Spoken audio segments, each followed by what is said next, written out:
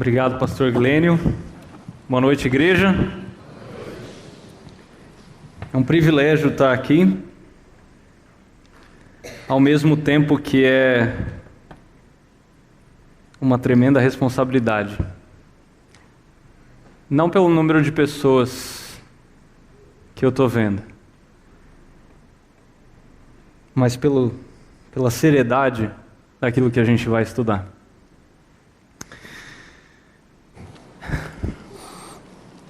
Eu sou uma pessoa apaixonada por esportes.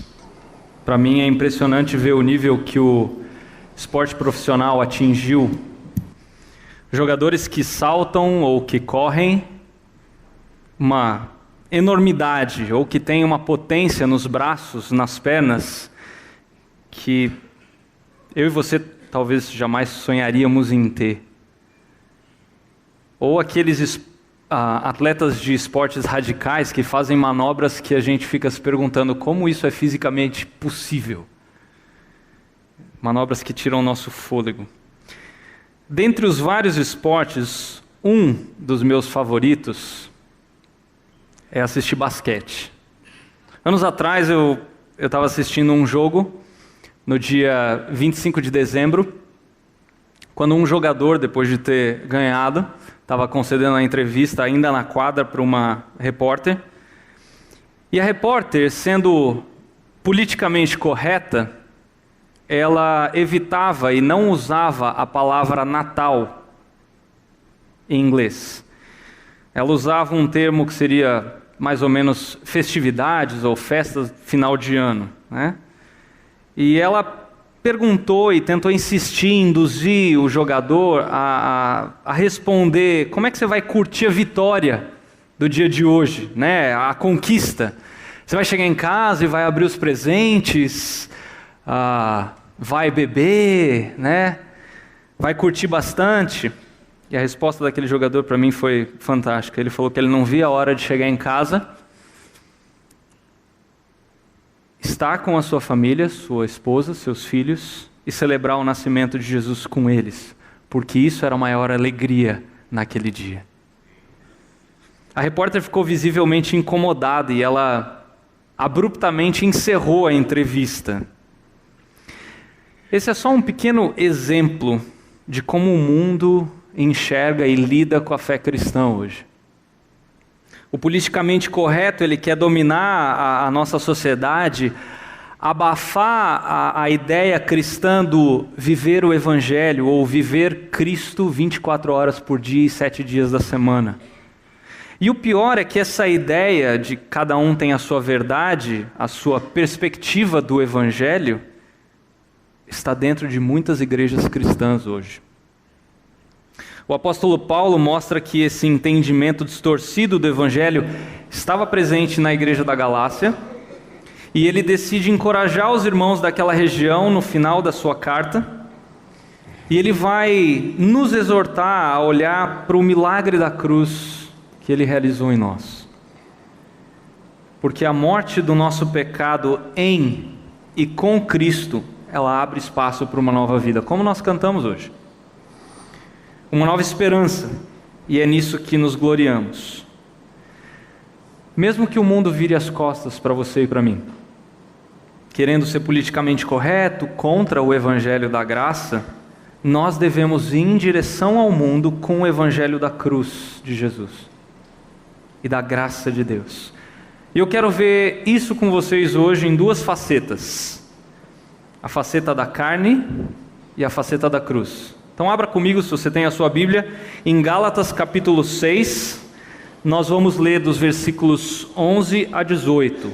Gálatas capítulo 6, dos versículos 11 a 18. Eu vou ler na NVI, caso você esteja com uma outra versão, mas você pode acompanhar o texto comigo. Gálatas capítulo 6, esse vai ser o meu texto base, dos versículos 11 a 18. Vejam com que letras grandes estou escrevendo de próprio punho. Os que desejam causar boa impressão exteriormente, tentando obrigá-los a se circuncidarem, agem desse modo apenas para não serem perseguidos por causa da cruz de Cristo. Nem mesmo os que são circuncidados cumprem a lei. Querem, no entanto, que vocês sejam circuncidados a fim de se gloriarem no corpo de vocês. Quanto a mim, que eu jamais me glorie, a não ser na cruz do nosso Senhor Jesus Cristo, por meio da qual o mundo foi crucificado para mim, e eu para o mundo. De nada vale ser circuncidado ou não. O que importa é ser nova criação. Paz e misericórdia estejam sobre todos os que andam conforme essa regra e também sobre o Israel de Deus. Sem mais, que ninguém me perturbe, pois trago em meu corpo as marcas de Jesus. Irmãos, que a graça do nosso Senhor Jesus Cristo seja com o espírito de vocês. Amém. Vamos orar? Senhor Deus, fala agora que nos achegamos a Ti, para receber o alimento da Sua santa palavra. Toma a Tua verdade, plante-a profundamente em nós. Molda-nos, Senhor, à Tua semelhança. Fala, ó Senhor, e realiza em todos nós os Teus propósitos para a Tua glória. Ensina-nos, Senhor, uma obediência total, santa reverência, uma verdadeira humildade. Teste os nossos pensamentos e as nossas atitudes no esplendor da Tua pureza. Faça que a nossa fé aumente. Faça que os nossos olhos enxerguem o Teu majestoso amor e autoridade. Que a Sua verdade prevaleça sobre a incredulidade. Fala, ó Senhor, e renove nossas mentes. Ajude-nos a compreender a altura dos Teus planos para nós. Verdades inalteradas desde o início dos tempos, que vão ecoar pela eternidade. Senhor, fala em primeiro lugar ao meu coração. Te pedimos assim, Deus, no nome de Jesus. Amém. Este final da carta aos Gálatas tem o mesmo peso e a seriedade de toda a carta. Eu creio que por isso, se você tem a sua Bíblia, que ele começa a carta no capítulo 1, no versículo 3, e ele vai terminar no versículo 18 aí do capítulo 6, desejando a graça de Deus para os seus leitores. Dos versículos 11 a 17 do nosso texto, Paulo vai se despedir, exortando os leitores da carta contra o que os teólogos chamam de judaizantes. Eles eram hereges, que ensinavam um pseudo-evangelho, um antropo-evangelho, um evangelho centrado no homem, longe de ser o verdadeiro evangelho. Como o próprio Paulo vai dizer no capítulo 1, nos versículos 6 e 7. Esses judaizantes, eles pregavam a salvação pelas obras. Eram viver debaixo da lei, numa completa contradição ao evangelho da salvação pela graça. E é interessante notar que essas duas formas de salvação são as únicas que existem. As duas formas de pregar a salvação, melhor dizendo. Existe a religião da graça por meio da fé, onde o Espírito Santo atua, conhecido como cristianismo.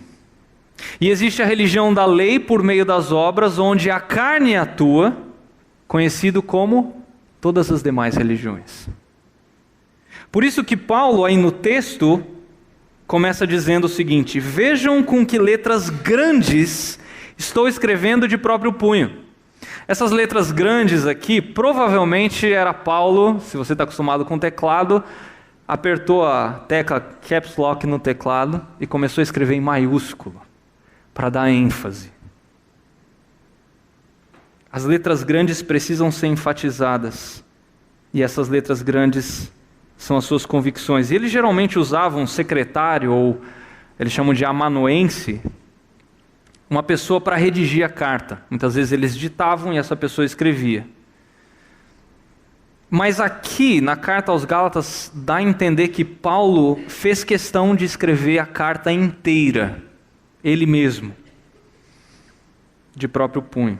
Então, depois de condenar no resto da carta, se você pegar os capítulos 1, 2, 3, 4 e 5, você vai ver que Paulo condena os falsos ensinamentos dos judaizantes. Paulo agora vai expor os motivos dele, que eu chamei aqui de as facetas da carne, que são 3: orgulho, covardia e hipocrisia. Eu quero olhar uma por uma com vocês. Primeiro, está no versículo 12, a parte A do versículo 12, que é o orgulho.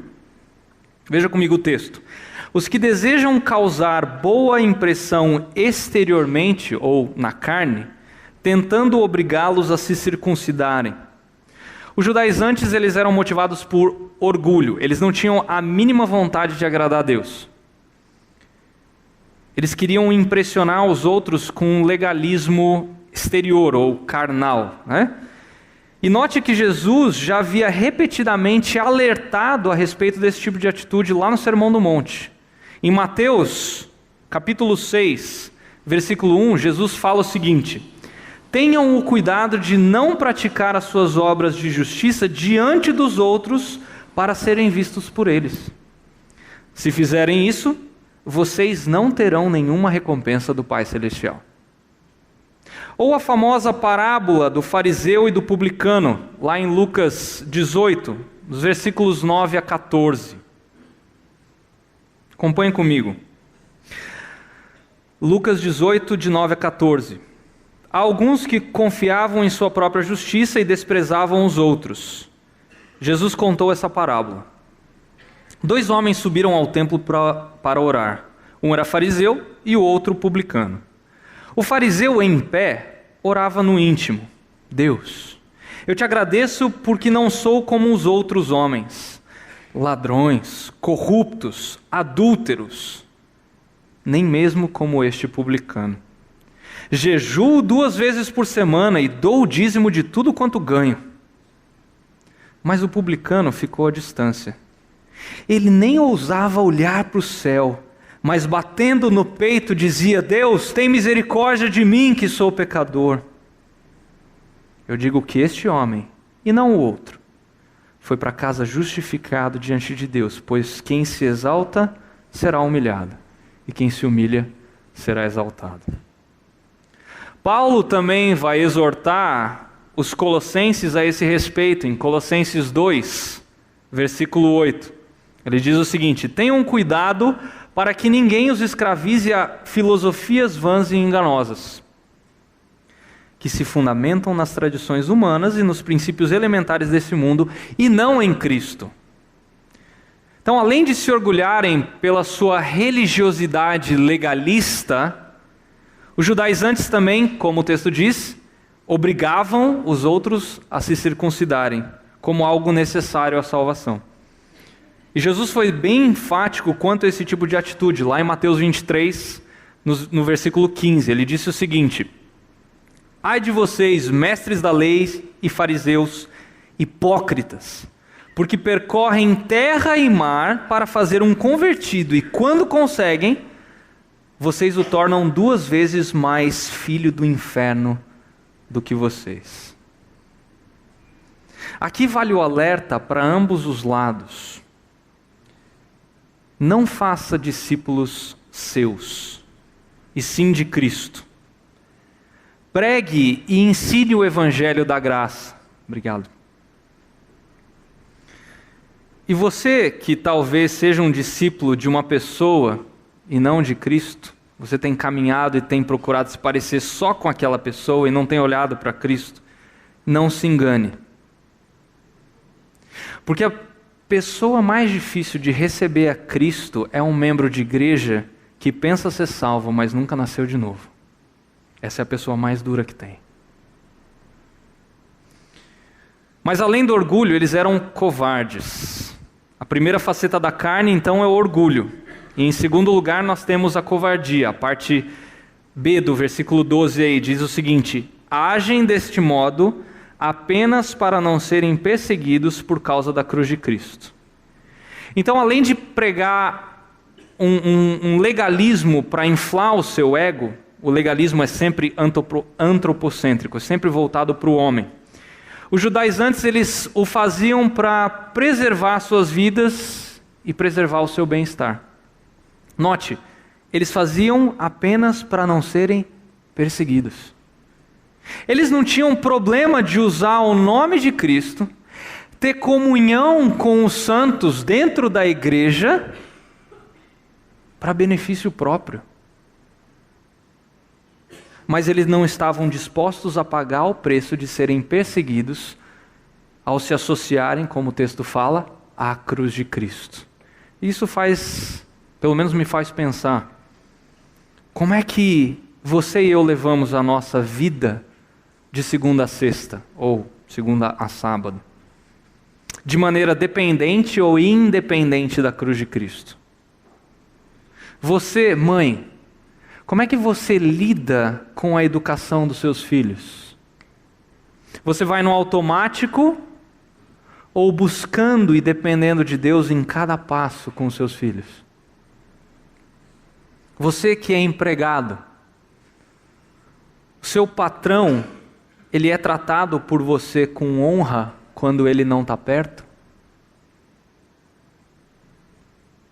Você, patrão, trata com honra o seu funcionário? Você que é concursado, você tem usado honestamente o seu tempo de trabalho?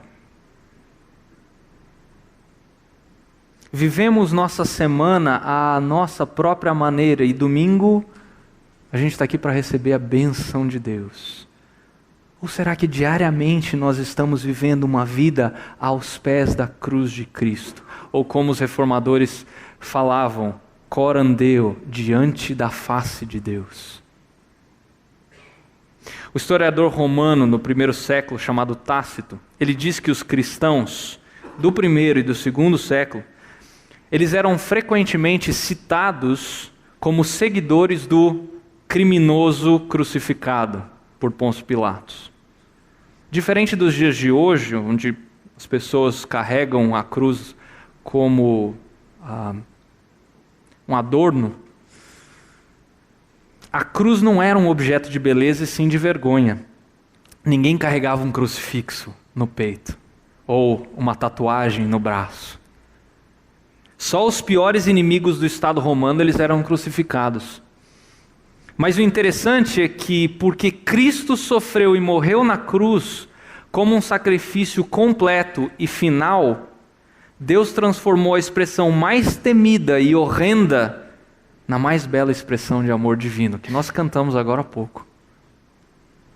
A cruz sempre foi ofensiva para todas as outras religiões que pregam as obras. Como o próprio Paulo afirmou, é escândalo para os judeus e loucura para os gentios, lá em 1 Coríntios 1:23.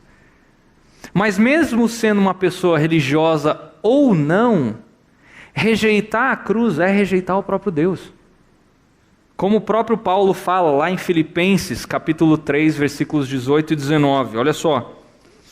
Pois, como já disse repetidas vezes, e agora repito com lágrimas, há muitos que vivem como inimigos da cruz de Cristo. O destino deles é a perdição, o seu Deus é o seu estômago. E eles têm orgulho do que é vergonhoso, só pensam nas coisas terrenas. O cristão, ele deve pensar nas coisas do alto. E por isso, como Jesus e Paulo afirmaram, nós seremos perseguidos. Paulo fala isso em 2 Timóteo 3, sim, e todos os que desejam ter uma vida de devoção ou viver piedosamente em Cristo Jesus sofrerão perseguições. E eu não estou falando apenas de países comunistas onde o evangelho é fechado e proibido, que você pode ser ameaçado e até morto por causa da sua fé. Mas talvez quando um professor seu, talvez ateu, tire sarro de você na frente da turma toda, por você ser cristão. Ou no trabalho, quando você é pressionado a mentir, omitir ou mesmo sonegar, e você fica naquele dilema, perco o meu emprego e agrado a Deus, ou mantenho o meu emprego e desagrado ao meu Senhor. Queridos, o preço do discipulado, de carregar a cruz, ele é alto. O caminho, ele é estreito. Ele não é para gente covarde. mas vale a pena porque Cristo prometeu estar ao nosso lado. E aí Ele faz a caminhada possível. Se você tem andado por esse caminho da covardia, mas quer mudar, lembre-se de Pedro. Ele caminhou com o Senhor por 3 anos.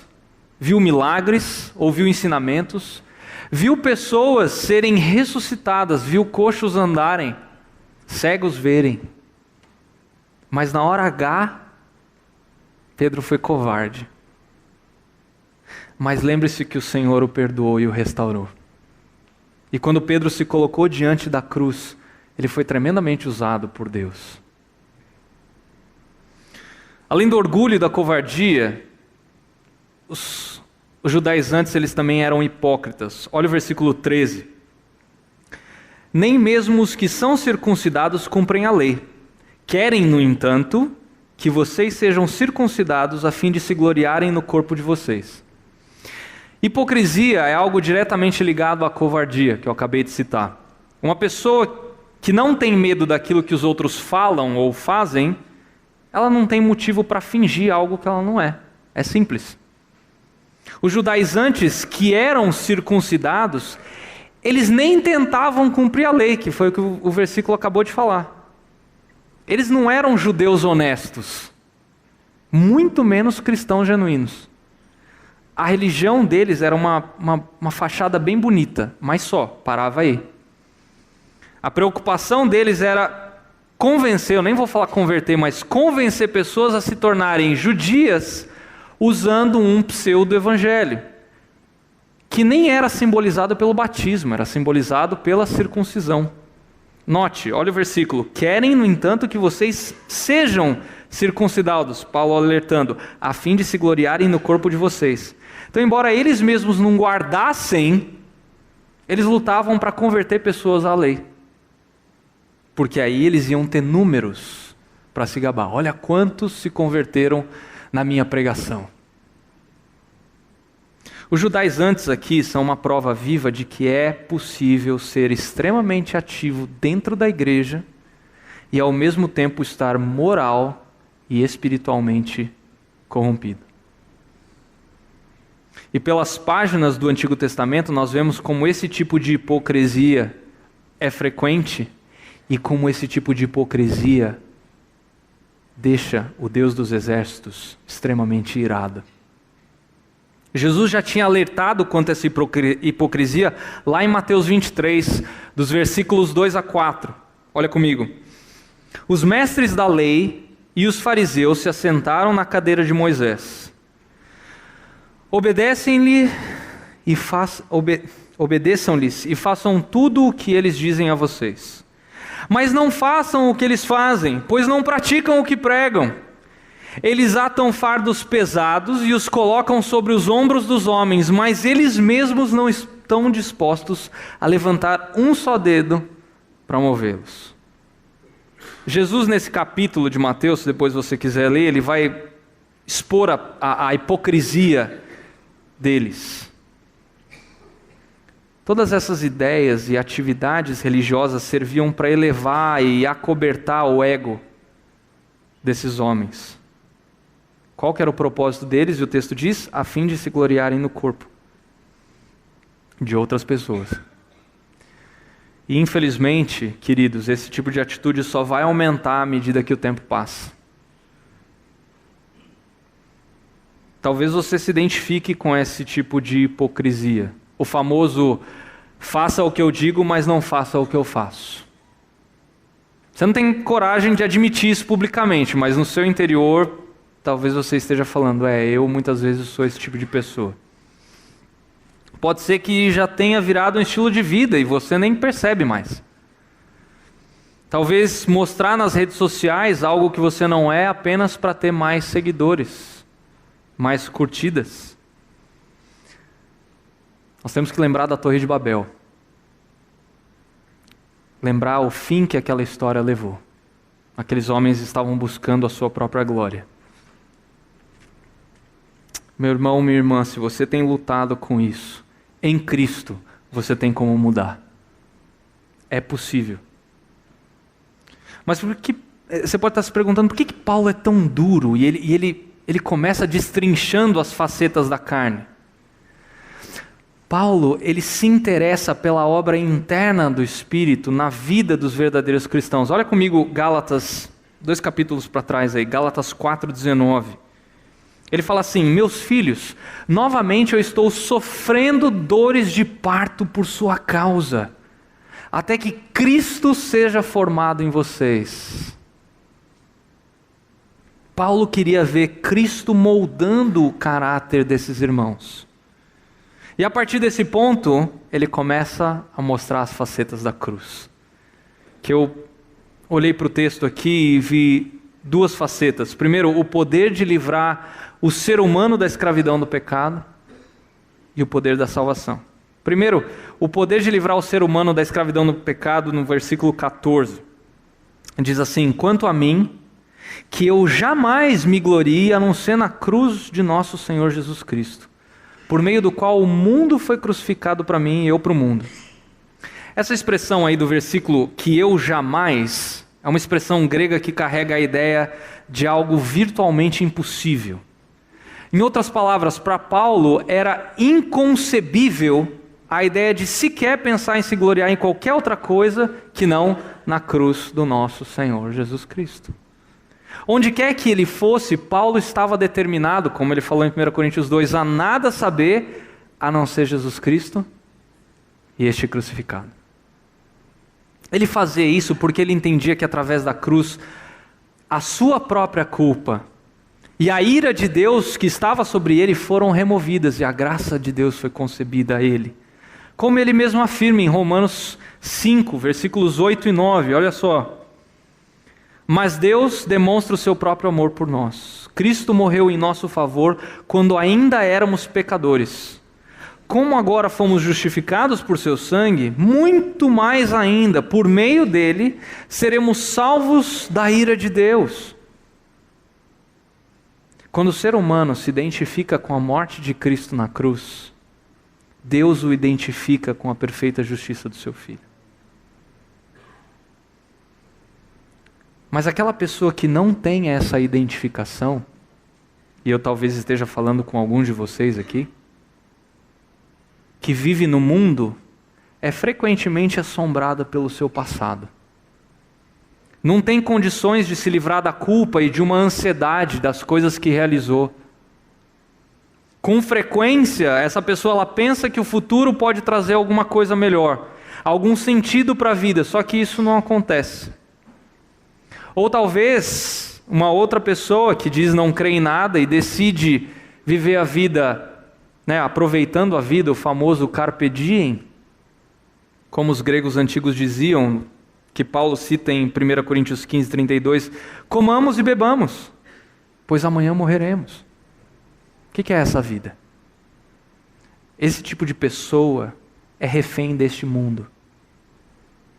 Já quem foi crucificado com Cristo sabe que os seus pecados passados, presentes e futuros foram perdoados na cruz através da morte de Cristo.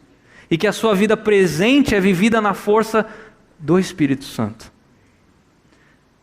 Que esperança gloriosa, você que tem Cristo, de pensar no céu, que um dia você e eu vai ver Deus face a face. O Criador do universo, o nosso Salvador, vai estar de frente com você. Amém. Amém. E nós vamos ter uma morada eterna. Mas não apenas no futuro isso. Quem já foi crucificado com Cristo tem a consciência e desfruta da presença, do amor e da paz de Deus hoje. Meus irmãos, deleite-se diariamente nisso. Isso não é algo para a gente se lembrar só aos domingos. E é por causa de tudo isso que Paulo fala, o mundo foi crucificado para mim e eu para o mundo. Simples. E essa palavra mundo aqui no texto se refere ao sistema espiritual de Satanás, onde a humanidade é escrava por causa do pecado. Se nós pensarmos, por exemplo, no vasto sistema de falsas religiões existentes hoje, Todas elas são fundamentadas nos méritos e obras humanas. Mas como nós lemos, volta um capítulo aí, Gálatas 5:24, os que pertencem a Cristo Jesus crucificaram a carne com as suas paixões e os seus desejos. Isso significa que o mundo não tem mais, que o mundo não vai exercer mais influência na vida do cristão? Não.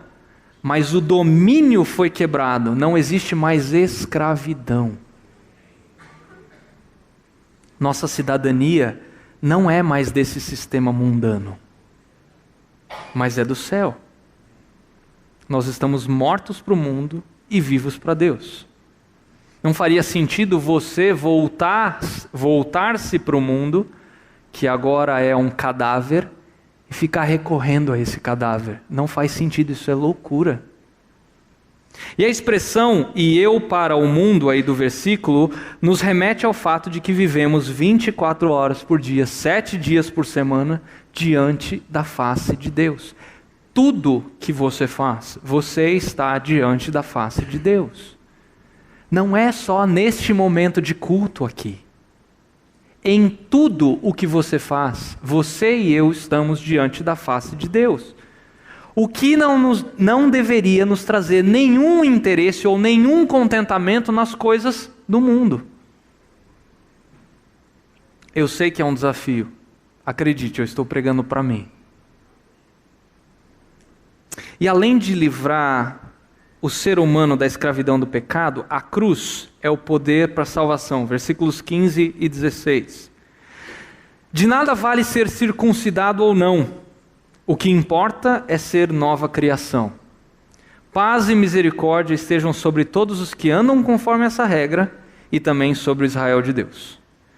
Paulo se gloria na cruz por causa do seu poder de fazer o que a carne, corrompida pelo pecado, não tem condições de fazer.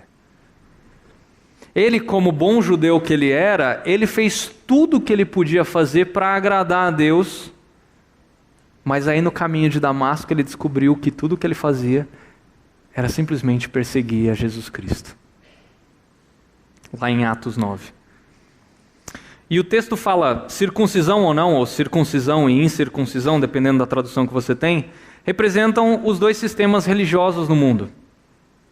O que se apoia na carne e o que se apoia na cruz. Não se engane, não existem vários sistemas, existem dois. Um que se apoia na cruz e outro que se apoia na carne.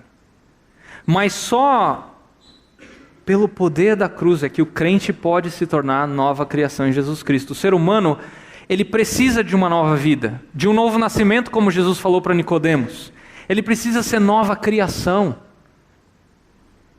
É por isso que Paulo fala em 2 Coríntios 5,17, todo aquele que está em Cristo é nova criatura. E aqui eu pergunto para você, você é nova criatura? Você está certo de que você é? Se você morrer hoje, você vai se encontrar com Cristo como o ladrão da cruz teve certeza quando Jesus falou isso? Eu creio que alguns aqui podem até não saber essa resposta, ou não estar certos dessa resposta. Eu vou mudar a pergunta, você já nasceu de novo? Você já entendeu que você, como eu, nasceu em pecado, como Davi diz no Salmo 51, versículo 5? E que esse pecado te faz separado de Deus, como diz Isaías 59, 2? E que tudo o que você faz para obter o favor de Deus é como trapo de imundícia, ou seja, é como um absorvente sujo diante de Deus, como o próprio Isaías fala no capítulo 64, versículo 6. Você sabia que por causa disso, por causa do seu e do meu pecado, o que merecíamos é a eterna separação de Deus, ou seja, a morte eterna, o inferno.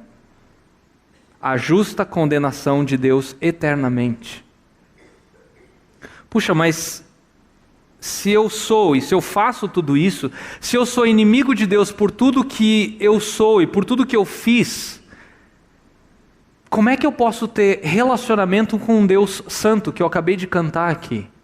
Porque eu sei que santidade não se mistura com o pecado. Ele te amou quando você ainda era inimigo dele. Eu não sei se você parou para pensar nisso. A gente está vivendo épocas aí onde as pessoas estão se degladiando nas redes sociais por causa de política. E tem gente que realmente começa a se atacar, e se pudesse, ia brigar com o que tem para até matar a outra pessoa, por causa de posições políticas. Agora aqui o que eu estou falando é um Deus santo que se ira contra o pecado. Você e eu, pecadores, nós odiávamos a Deus. Agora pensa, Ele amou você quando você era inimigo dele. E a prova disso é que Ele mandou o Filho dele, Jesus, para morrer a morte na cruz, aquela cruz horrível, para satisfazer a justiça do Pai, que alguém precisava pagar o preço, para que você possa ter comunhão com o Pai, para que você possa ser chamado de filho de Deus. Como diz 1 João 12. Se você nunca entendeu isso, e nunca confessou isso com o seu coração e com a sua boca, há tempo de você fazer isso hoje, ainda. Paulo também, ele se gloria na cruz, porque só ela tem o poder para salvar, como o texto fala, todos os que andam conforme essa regra. Parece que Paulo está fazendo um convite para os judaizantes e todos os que não conheciam a Jesus como Salvador. Mas o que é essa regra? A palavra grega aí é a palavra cânon, que traz uma ideia de medida. Mas frequentemente essa palavra era usada para descrever um senso de princípio ou um padrão. Então, andar conforme essa regra significa entender o Evangelho através do sacrifício de Cristo na cruz.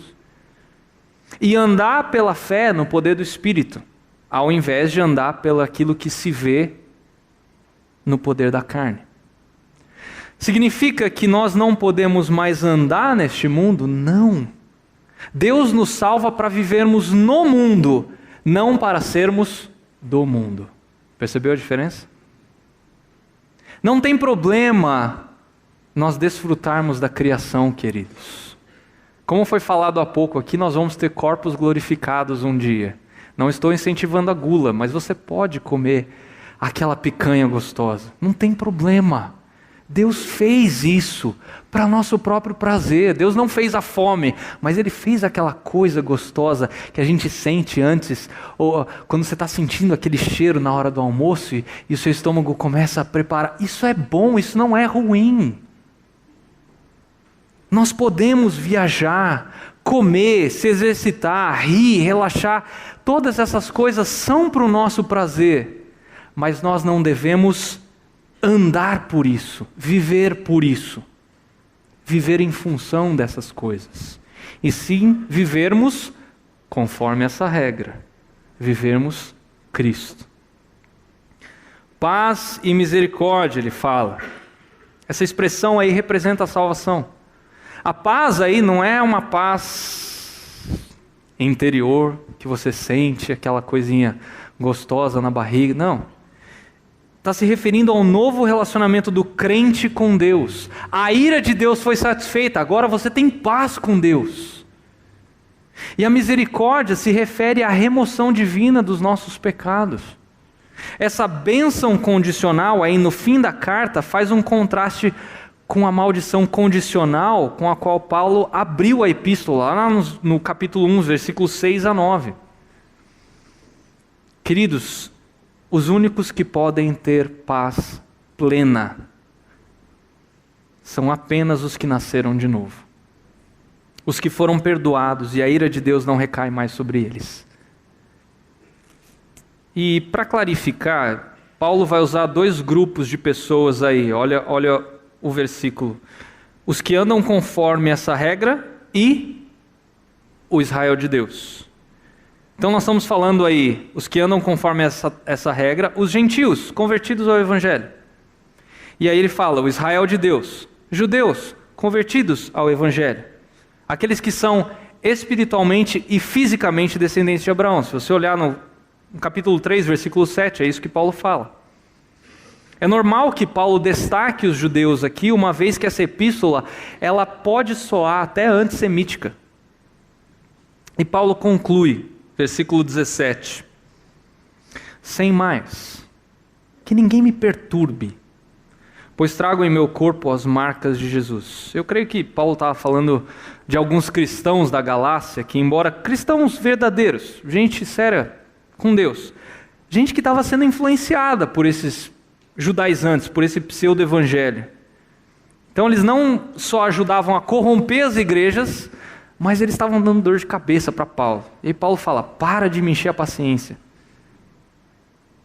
Sem dúvida, muitos crentes da Galácia testemunharam, viram Paulo recebendo algumas das marcas que ele carregava no corpo. Cicatrizes honrosas que ele recebeu ao ser perseguido. Gente, Paulo foi dado como morto. Aliás, alguns pensam inclusive que ele chegou a morrer e o Senhor o ressuscitou quando ele foi apedrejado. Mas o que isso faz contraste com a marca da circuncisão que os judaizantes estavam colocando? Percebeu a diferença? Como se ele estivesse dizendo: não vem com essa marca legalista no corpo. Eu tenho marca no corpo de seguir a Cristo. Isso aí não é marca de seguir a Cristo. Não me encha a paciência.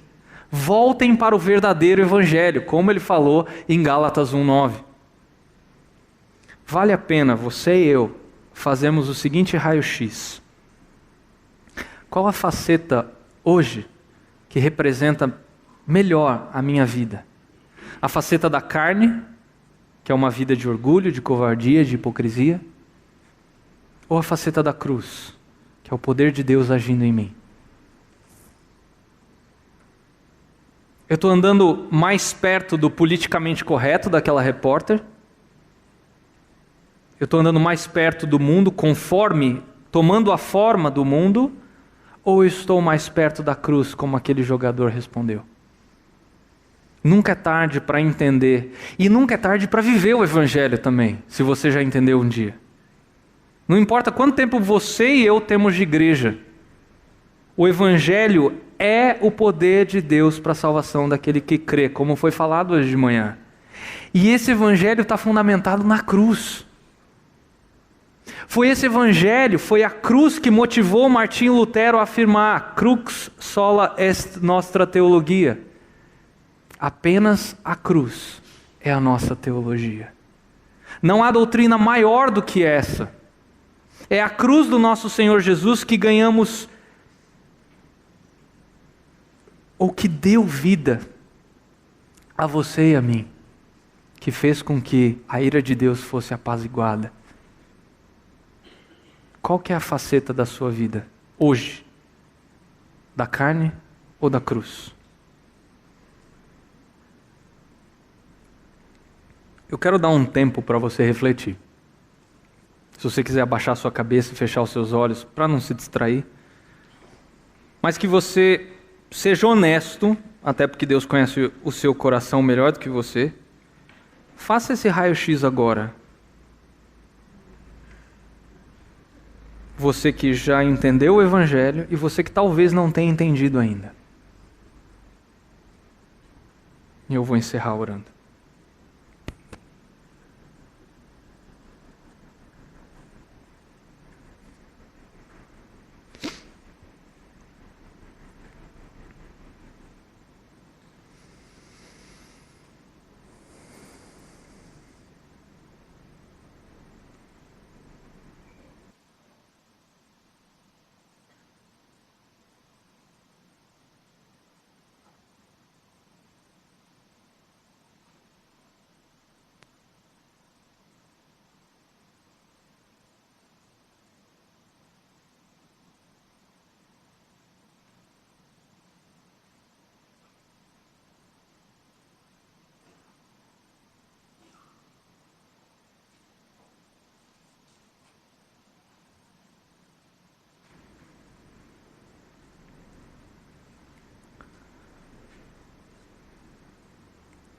Senhor Deus, Criador dos céus e da terra, o único que é justo e bom ao mesmo tempo, O único que é santo e compassivo ao mesmo tempo. O único que é Deus dos exércitos e papai ao mesmo tempo. Nós te louvamos, Deus, pela cruz, que nivelou todas as pessoas, sem fazer distinção de raça, condição social, grau de instrução ou qualquer outra coisa. Como nós aprendemos hoje de manhã, nós todos merecíamos a condenação. O Senhor seria justo de mandar todos os seres humanos ao inferno. Mas por tua misericórdia e graça, nós temos vida. Eu te louvo por causa da cruz. A tua justiça foi satisfeita e o seu filho foi moído por causa das minhas transgressões. Por causa das nossas transgressões. Para que hoje pudéssemos ter um relacionamento contigo. Senhor, que graça maravilhosa.